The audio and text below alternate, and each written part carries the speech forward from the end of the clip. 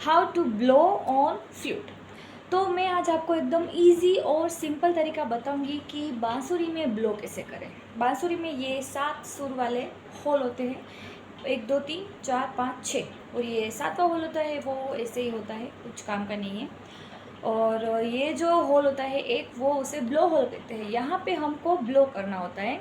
तो ब्लो करने का एकदम इजी और सिंपल तरीका मैं दिखाती हूँ। होल को देखो, एकदम हमारे मुंह के सेंटर में एकदम बीचों बीच आना चाहिए, समझ गए। और देख के ऐसे होल के किनारे लगाना है और हल्का सा यूँ करके, सिंपल।